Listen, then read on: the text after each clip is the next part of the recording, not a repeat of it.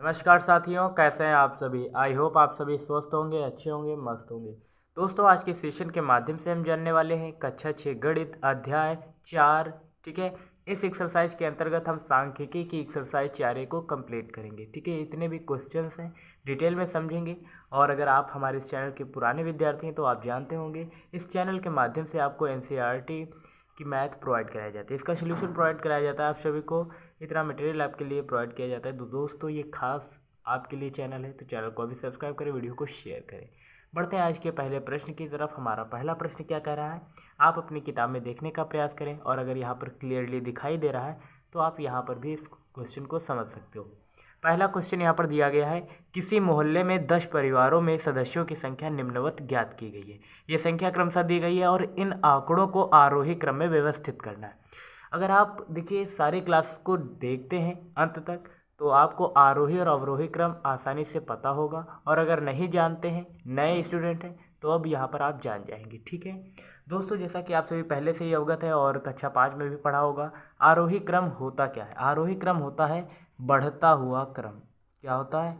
बढ़ता हुआ क्रम ये होता है। अगर आपको वीडियो क्लियर नहीं दिखाई दे रहा हो तो वीडियो क्वालिटी बढ़ा लेना, तब अच्छे से दिखाई देगा। ठीक है, तो आरोही क्रम का मतलब होता है बढ़ता हुआ क्रम। बढ़ेगा कैसे? मान लीजिए पहला कोई सबसे पहले छोटी संख्या लिखेंगे, फिर उससे बड़ी, फिर उससे बड़ी, फिर सबसे बड़ी। इस तरह से जब आप इस क्रम में लिखेंगे तभी आप आरोही क्रम समझ पाएंगे। कहने का मतलब ये होता है, आरोही क्रम में सबसे पहले आपको सबसे छोटी संख्या, फिर उससे बड़ी, फिर उससे बड़ी और अंत में सबसे बड़ी संख्या लिखनी होती है। तो इसमें आपको देखना है सबसे छोटी संख्या कौन सी है। तो यहाँ पर जैसा कि मैं देख पा रहा हूँ तो यहाँ पर 2 सबसे छोटी संख्या है, फिर उससे बड़ी 3 है। 3 कितनी बार है? 1 और 2 है, तो 2 बार 3 आपको लिखना है। उसके बाद उससे बड़ी कौन सी संख्या है? तो 4 है, 4 लिखेंगे। उसके बाद 4 कितनी बार दिया गया? एक ही बार। उसके बाद 5 यहाँ पर नहीं है, फिर 6 दिया गया, 5 दिया गया, ये दिया गया है। ठीक है, तो 5 लिखेंगे। उसके बाद कौन सी आती है? 6, तो यहाँ पर 6 2 बार दिया गया तो 2 बार लिखेंगे। उसके बाद देखते हैं कौन सी है बड़ी संख्या, तो 7 है। और उसके बाद 8 और उसके बाद 9। ठीक है, ये टोटल 10 अंक थे, 2 4 6 8 10, 2 4 6 8 10। तो इस तरह से हमने इसे आरोही क्रम में व्यवस्थित कर लिया। आरोही क्रम का मतलब होता है बढ़ता हुआ क्रम। बढ़ेगा तभी जब आप सबसे पहले छोटी संख्या लिखेंगे, है ना। तो आप इस तरह से इसे याद रख सकते हो और आरोही क्रम के कुछ एग्जाम्पल खुद से करने का प्रयास करें जो कि एग्जाम्पल में दिए गए। ठीक है, अब बढ़ते हैं हम सेकंड क्वेश्चन की तरफ। और सेकंड क्वेश्चन यहाँ पर क्या कह रहा है, निम्नलिखित आंकड़ों को आरोही क्रम में रखिए। ठीक उसी तरीके से ये दूसरा क्वेश्चन दिया गया है। दूसरा क्वेश्चन भी इसे आरोही क्रम में लिखना है। ये आंकड़े दिए गए। आरोही क्रम का मतलब अभी मैंने आपको बताया था, आरोही क्रम का मतलब होता है बढ़ता हुआ क्रम, है ना। तो लिखते हैं इसे, ये होता है। चलिए सॉल्व करते हैं। बढ़ता हुआ क्रम क्या होता है? पहले सबसे छोटी संख्या, फिर उससे बड़ी, फिर उससे बड़ी और आखिरी में सबसे बड़ी, जो कि आपकी श्रृंखला में दी गई हो। तो यहाँ पर सबसे छोटी संख्या कौन सी है? तो 2 इसका राइट आंसर हो जाएगा। फिर उसके बाद कौन सी बड़ी संख्या दी गई है? यहाँ पर 4 दी गई है। फिर उससे बड़ी कौन सी संख्या है? फिर 6 है। फिर उसके बाद कौन सी है? 9 है। और 8 है उसके बाद। ठीक है, 8 है यहाँ पर, चूंकि मैं देख नहीं पाया तो 8 है। उसके बाद 9 है। ठीक है, तो देखते रहना आप भी। ठीक है, 9 के बाद कौन सी बड़ी संख्या है उससे? तो 9 के बाद आती है ये 12, तो 12 हमने लिखा। और 12 के बाद उससे बड़ी संख्या कौन सी है यहाँ पर? तो 22 है ना। अभी तक मैं जहाँ तक इसमें दिखाई दे रही है तो 22 है। 22 के बाद ये 23 है। ठीक है, उसके बाद 23 के बाद कौन सी है? ये 24 है। फिर यहाँ पर 25 दी गई है, 25। फिर उससे बड़ी 26 क्या दी गई? नहीं दी गई है। 26 भी नहीं दी गई, 27 भी नहीं, 28 भी नहीं, 29 दी गई, तो 29 होगी उससे बड़ी। फिर 30 नहीं दी गई, 31, 32 है तो 32 लिखेंगे। उसके बाद डायरेक्ट 37 लिखेंगे, 37 दी गई है। फिर उसके बाद 42 और उसके बाद 44। तो इस तरह से हमें इसे लिखना था आरोही क्रम में। आरोही क्रम का मतलब होता है बढ़ता हुआ क्रम। बढ़ें, देखिए बढ़ता हुआ क्रम आप लिखेंगे कैसे? मान लीजिए सबसे छोटी संख्या, फिर पहले आपको लिखनी है, फिर उससे बड़ी, फिर उससे बड़ी और आखिरी में सबसे बड़ी संख्या लिखनी है। तो इस तरह से अगर आप करते हैं इस क्रम में तो आपका आरोही क्रम बिल्कुल सही हो जाएगा। क्योंकि आप इसे देखिए, ये भी कंफर्म कर लिया करो कि आंसर बिल्कुल सही है या नहीं। ये आप कैसे कंफर्म करोगे? देखिए यहाँ पर कितनी संख्या है? 2 4 6 8 10, 2 12 2 14 1 15। यहाँ पर भी देख लेते हैं, 2 4 6 8 10, 3 12 3 13 और 2 15, ठीक है। तो यानी कि हमारा क्वेश्चन बिल्कुल सही होगा, क्योंकि 15 अंक यहाँ पर भी थे और 15 अंक यहाँ पर भी हैं, यानी कि हमारा आंसर सही होगा।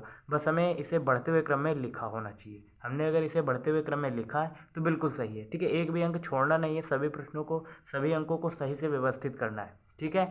अब बढ़ते हैं तीसरे क्वेश्चन की तरफ, और तीसरा क्वेश्चन क्या कह रहा है आप अपनी किताब में देखने का प्रयास करें। यहाँ पर दिया गया है, किसी कक्षा की 10 बालिकाओं के प्राप्तांकों का प्रतिशत निम्नवत है, इसे अवरोही क्रम में व्यवस्थित कीजिए। आप यहाँ पर देख पा रहे हैं, इसे कह रहा है अवरोही क्रम में व्यवस्थित कीजिए। अवरोही क्रम ठीक इसका विपरीत होता है। अवरोही क्रम का मतलब होता है घटता हुआ क्रम, ठीक है।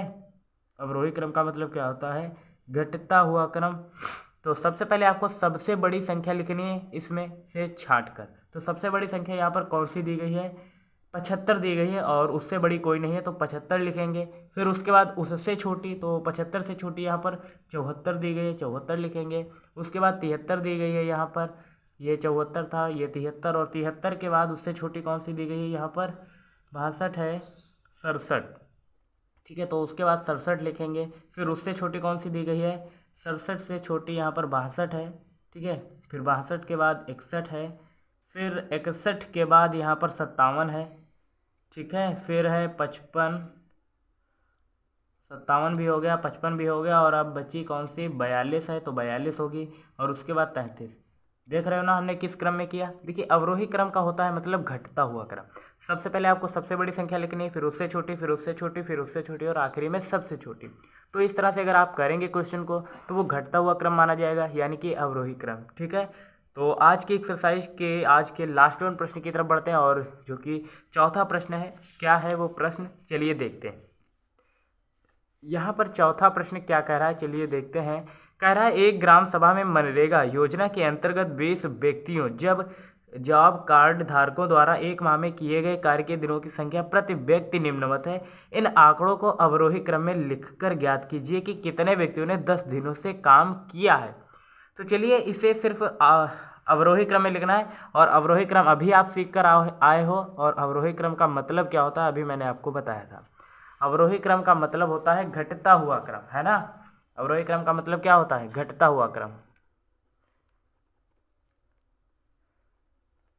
घटता हुआ क्रम। तो सबसे पहले आपको सबसे बड़ी संख्या लिखनी है, यहाँ से लिखना स्टार्ट करते हैं। यहाँ पर चूंकि सबसे बड़ी संख्या क्या दी गई है, चलिए देखते हैं। यहाँ पर 25 से बड़ी संख्या कोई भी नहीं दी गई है, तो आपको सबसे पहले लिखना है 25।